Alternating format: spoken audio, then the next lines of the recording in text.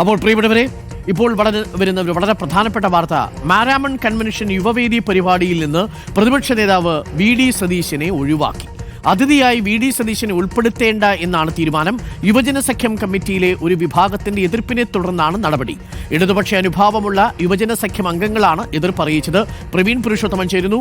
Praveen, good morning Praveen. നല്ല വാർത്തയല്ലല്ലോ VD. സതീശനെ സംബന്ധിച്ചിടത്തോളം. നേരത്തെ ഈ മാരാമൺ കൺവെൻഷനിൽ വി.ഡി. സതീശൻ പങ്കെടുക്കാൻ പോകുന്നു, ആ വാർത്ത വലിയ രീതിയിൽ പ്രചരിച്ചതാണ്. ഇപ്പോൾ ഏതു സാഹചര്യത്തിലാണ് ഒഴിവാക്കുന്നത്?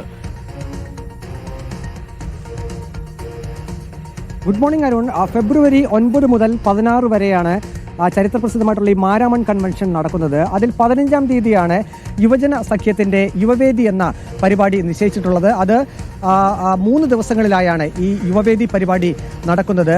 അതിലേക്ക് പ്രതിപക്ഷ നേതാവ് വി.ഡി. സതീശനെ ക്ഷണിച്ചിട്ടുണ്ട് എന്നായിരുന്നു നേരത്തെ പുറത്തു വന്ന വാർത്തകൾ. എന്നാൽ ഇപ്പോൾ ഏതായാലും ആ യുവവേദി പരിപാടിയിൽ പ്രത്യേക ക്ഷണിതാവായി വി.ഡി. സതീശനെ ഉൾപ്പെടുത്തേണ്ട എന്നാണ് തീരുമാനം വന്നിട്ടുള്ളത്.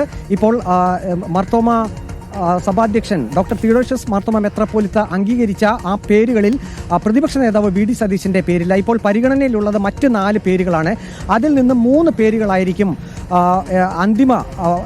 അന്തിമ ലിസ്റ്റിലേക്ക് ഇടം പിടിക്കുക. ഇപ്പോൾ മാർത്തോമ യുവജന സഖ്യത്തിന്റെ ഒരു കമ്മിറ്റി ഇന്നലെ ചേർന്നിരുന്നു. ആ കമ്മിറ്റിയിൽ പ്രതിപക്ഷ നേതാവ് വി.ഡി. സതീശനെ ഇങ്ങനെ ക്ഷണിതാവായി ഉൾപ്പെടുത്തുന്നതിനെതിരെ വലിയ വിമർശനങ്ങൾ ഉയർന്നിരുന്നു. അവിടെ തർക്കങ്ങൾ നടന്നിരുന്നു. കാരണം ഒരു രാഷ്ട്രീയ നേതാവിനെ യുവജന സഖ്യത്തിന്റെ ഒരു പരിപാടിയിൽ, യുവവേദി പരിപാടിയിൽ പങ്കെടുക്കുന്നതിനെതിരെയാണ് ഒരു വിഭാഗം എതിർപ്പ് ഉയർത്തിയത്. അങ്ങനെയാണെങ്കിൽ ഇടതുപക്ഷത്തു നിന്നുള്ള ഒരു നേതാവിനെ കൂടി അതിൽ ഉൾപ്പെടുത്തണമെന്നൊരു അഭിപ്രായം, അങ്ങനെ ഒരു വിലയിരുത്തൽ കൂടി ആ യോഗത്തിൽ വന്നിരുന്നു. ഏതായാലും ഇക്കാര്യത്തിൽ ഒരു അന്തിമ തീരുമാനം എടുക്കേണ്ടത് മാർത്തോമ സഭാധ്യക്ഷൻ ഡോക്ടർ തിയോഡോഷ്യസ് മാർത്തോമ മെത്രാപ്പോലിത്തയാണ്. നേരത്തെ 8 പേരടങ്ങുന്ന 8 പേരുടെ ഒരു പട്ടിക ഡോക്ടർ തിയോഡോഷ്യസ് മാർത്തോമ മെത്രാപ്പോലിത്തയ്ക്ക് ഈ യുവവേദി കമ്മിറ്റിയും ഒപ്പം തന്നെ ഈ സുവിശേഷ പ്രസംഗ സംഘവും നൽകിയിരുന്നു. അതിൽ നിന്നും ആണ് 4 പേരുടെ പേര് തെരഞ്ഞെടുക്കുക. ആ ലിസ്റ്റിൽ, അതായത് പ്രാഥമികമായി ആരെയൊക്കെ വിളിക്കണം എന്നുള്ള ആ ഒരു പട്ടികയിൽ വി.ഡി. സതീശന്റെ പേരുണ്ടായിരുന്നു. അതനുസരിച്ച് മാർത്തോമ സഭയിൽ നിന്നും വി.ഡി. സതീശന്റെ ഓഫീസിലേക്ക് ആ ഒരു ദിവസം പങ്കെടുക്കാൻ കഴിയുമോ എന്ന് ആരായുകയും ചെയ്തിരുന്നു. ഏതായാലും അതിനുശേഷമാണ് പ്രതിപക്ഷ നേതാവ് വി.ഡി. സതീശൻ യുവവേദി പരിപാടിയിൽ പങ്കെടുക്കുന്നു എന്ന വാർത്ത പുറത്തു വന്നത്. പക്ഷേ മാർത്തോമ സഭ പറയുന്നത് അങ്ങനെ അന്വേഷിക്കുക എന്നത് സാധാരണഗതിയിലുള്ള ഒരു കാര്യമാണ്. പക്ഷേ ഇതിൽ അന്തിമ തീരുമാനം എടുക്കേണ്ടത് ഡോക്ടർ തിയോഡോഷ്യസ് മാർത്തോമ മെത്രാപ്പോലിത്ത ആണ് എന്നുള്ളത്. ഏതായാലും യുവവേദി പരിപാടിയിൽ അങ്ങനെ പ്രത്യേക ക്ഷണിതാവായി പ്രതിപക്ഷ നേതാവിനെ പങ്കെടുപ്പിക്കേണ്ട എന്നാണ് ഇപ്പോൾ അന്തിമമായി തീരുമാനം വന്നിരിക്കുന്നത്. ഇനി ഏതായാലും ഔദ്യോഗികമായി ഈ പട്ടിക പ്രസിദ്ധീകരിക്കുക ഡോക്ടർ തിയോഡോഷ്യസ് മാർത്തോമ മെത്രാപ്പോലിത്തയായിരിക്കും.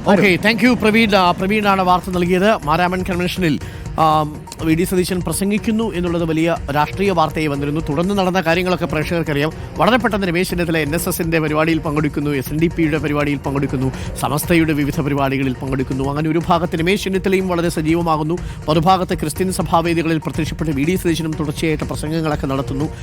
അതിനിടയിലാണ് മറ്റൊരു രാഷ്ട്രീയ വിവാദമായി മുഖ്യമന്ത്രി കുപ്പായം ആരിടും എന്ന ചോദ്യമൊക്കെ ഉന്നയിക്കപ്പെടുന്നത്. എന്തായാലും ആ ചോദ്യങ്ങൾക്കെല്ലാമുള്ള ഒരു ഉത്തരം വേറെ രീതിയിൽ ആകുമോ എന്ന് നമുക്കറിയില്ല. എന്തായാലും ഇപ്പോൾ ഒരാളെ ക്ഷണിച്ചിട്ട് പങ്കെടുപ്പിക്കുന്നില്ല എന്നാണ് തീരുമാനിച്ചിരിക്കുന്നത്. അവർക്ക് അവരുടേതായ കാരണങ്ങൾ ഉണ്ടാവാം, അല്ലേ? അപ്പോൾ പ്രിയപ്പെട്ടവരെ, സമയം 8 മണി കഴിഞ്ഞ്